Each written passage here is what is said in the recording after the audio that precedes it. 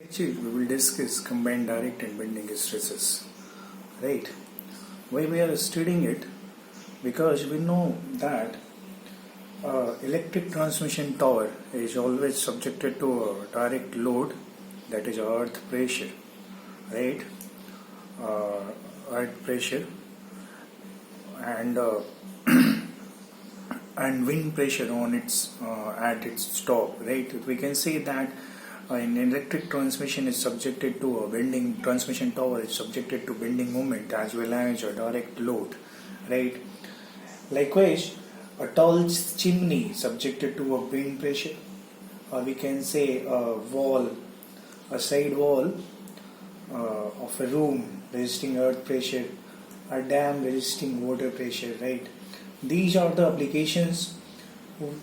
Though these are the applications which take not only bending moment but also they take direct load, right? In this situation, what will be the we will estimate an expression for the resultant stresses acting on the structures due to the combination of direct and bending stresses, right? So suppose here I have considered considered an short column, right? This is a short column of rectangular cross section, right? Cross section of this short column is A, B, C, D, rectangular one. Depth of this column is D, and cross section is D, and width is B, right? Why we have put a depth here in horizontal direction and width in like in this direction? It is just opposite to our normal assumptions, right? Normally we take a cross section. When we take a rectangular cross section, we represent width here at in this place and depth here, right? Because this is a column, right? We can see it is a beam of rectangular cross section. When it is put horizontally in there, it is mentioned in this structure. When we place it horizontally, right? When we place it horizontally, what we see that now this section AB is in horizontal position, this is width B, and AD is in vertical position, this is depth D, right? So when we are putting it in vertical position, so what we find that this AD comes in front of the section, right? And AB is here in this direction. Clear? So don't ever get confused, because when we solve the problem regarding column, regarding carbon direct and bending stresses, we generally mention width and depth in different direction. We have to put here depth D, but here we mention B. Clear? So be very clear that when beam is horizontal position, then this front horizontal line will represent the width B. But when beam is vertical position in form of column, then this front horizontal line will represent depth, right? Will represent depth. Clear? Now come to the axis, right? Here this is x-axis. X-axis is intersecting width line, right? This width line, it is intersecting this width line, right? It is intersecting this width line. But we generally know that in a beam, in case of beam, x-axis is always intersects this depth line, right? Here we have considered x-axis along x-axis is parallel to depth line, and y-axis is parallel to width line. Clear? And this y-axis, when this column is put in horizontal position, this y-axis is our neutral axis. This y-axis is in neutral axis, as we have studied beam in case of pure bending of the beam, right? When we have estimated bending stresses, in that cases, this axis is your neutral axis, right? Clear? So be very clear with the axes. And when we solve the problem of direct and bending stresses, then our x-axis is parallel to depth line and y-axis will be parallel to width line. Clear? And this y-axis is representing simply when beam is horizontal position or neutral axis line. Clear? Here, this is our top fiber, this is bottom fiber, right? Here will lay the bottom fiber. Why I have considered a case of this beam in horizontal condition. Now I will explain it later. Now say this column of rectangular cross section is subjected to load W, right? Load W at distance of E, from its centroidal axis, from its centroid, right? From the centroid of the section, it is load W is placed at distance E, right? At distance E. Then this, so we can say this is an eccentric case of eccentric loading, right? This is in a case of eccentric loading. Now when beam is in horizontal, when this column is in horizontal position acting like a beam, right? Then what we see, this load is acting along this x-axis, acting on this x-axis at distance E from the centroid, and what we see, that's this load W is along the longitudinal axis of the beam, and this is, and due to this load W, what will be, there will be compression on the top fiber, and tension in the bottom fiber. Suppose beam is simply supported. In that case, what we see, that this is our neutral axis, and this load is above the neutral axis, above this neutral layer line, right? Above this neutral axis, above this neutral layer. Then this load is on the compression side, right? This load is on the compression side, and this line is our tension side. Below this neutral layer line, beam will be expanded, and above this line, beam will be compressed, right? So this is the compressive stress shown, and this is tensile stress shown. Clear? So be very clear. We can say that when bending stress, when y is measured, right, towards the face away from the load, right, towards the face away from the load, then it will be tensile, and when y is measured towards the face nearer the load, then it will be compressive. It will be a compressive one, right? So here in this case, what we have considered, right, W is here in compression side, and here W is here in the compression side, and right, and this zone is our compression, and this zone will be our tension. Clear? Now leave this diagram. This one is I have made it only for the situation to understand that due to this load W, what is happening. This load W will cause bending in the beam, bending in the column, right? Now we will consider, we will study this effect, direct and bending stress, for maximum masonry power structures or column structures, right? When load is effect of direct load is compression, when resultant effect of this direct and bending stresses is compression onto the structure, right? So this analysis is basically done for the structure subjected to compressive loading, right? Subjected to compressive loading. Clear? So here it is mentioned that AD is equal to D and AB is equal to B. W is acting at point P, and OP is E, where it is in eccentricity. Now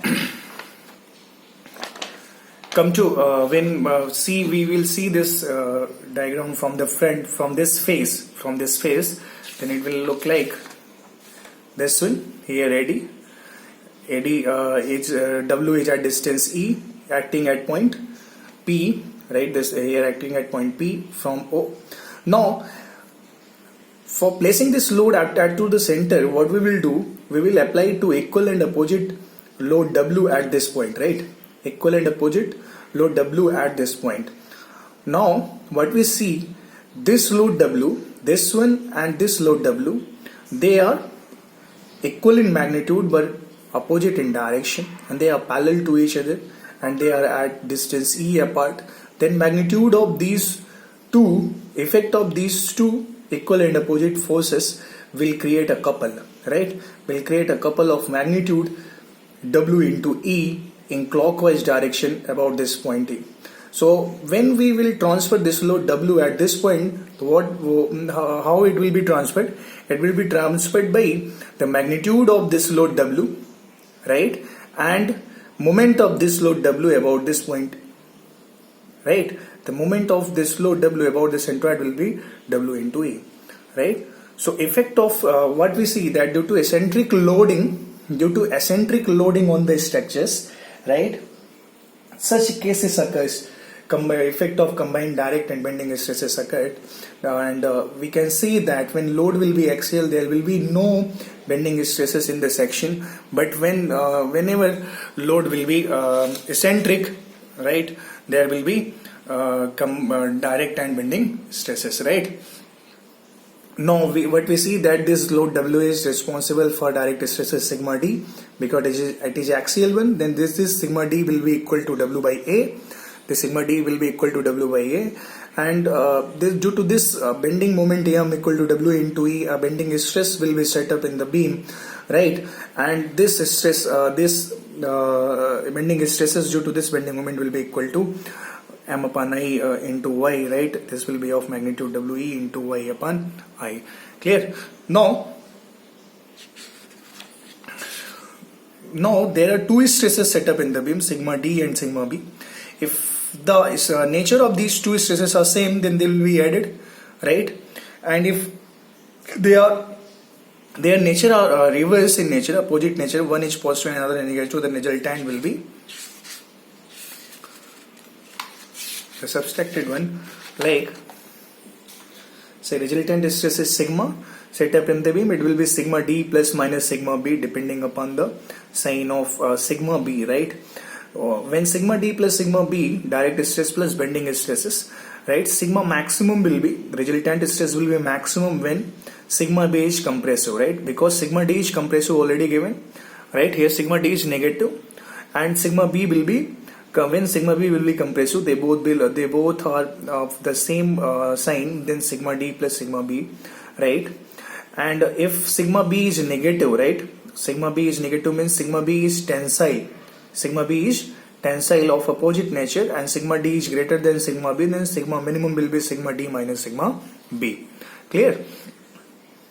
Clear? Right. So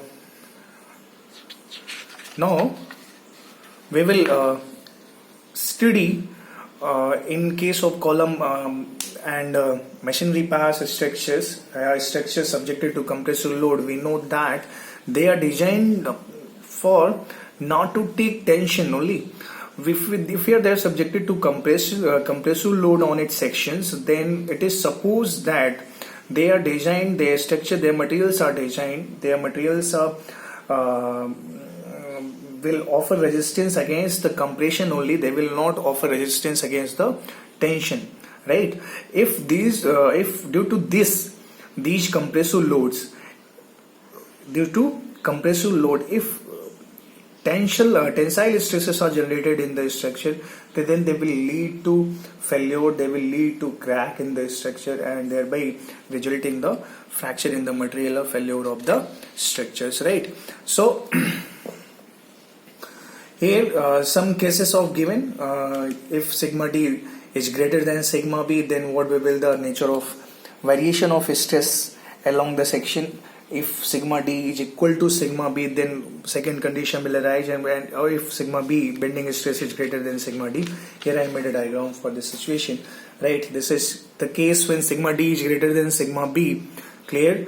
Then what we see, sigma D is greater than sigma B, then what we see, the nature of stress is same, right? It will be of compressive nature throughout the section, right? Throughout the section there will be compressive loading. Now when sigma D is less than sigma B, right, what we see, there is a reverse stresses generated in the structure, right? Reverse stresses means tensile stresses. Here stress is compressive one, but here stress is tensile one, and this is unsuitable, this is undesired, right, for the column structure or for the structures subjected to compressive loading, right? What we find that sigma D and sigma B, they both are of compressive nature, but due to these two, right? Due to when they are combined together, they are generating an stress of reverse nature, right? Of a reverse nature, which is harmful for the structure, right? So this analysis is being done for these cases, right? What we do, we will design the column structures or structures subjected to compressive loading in such a way that there will be no reverse stress along on all the faces of the structure, right? This reverse stresses are there should be no reverse stresses along all the faces of the structure. This will be the objective of this analysis, right?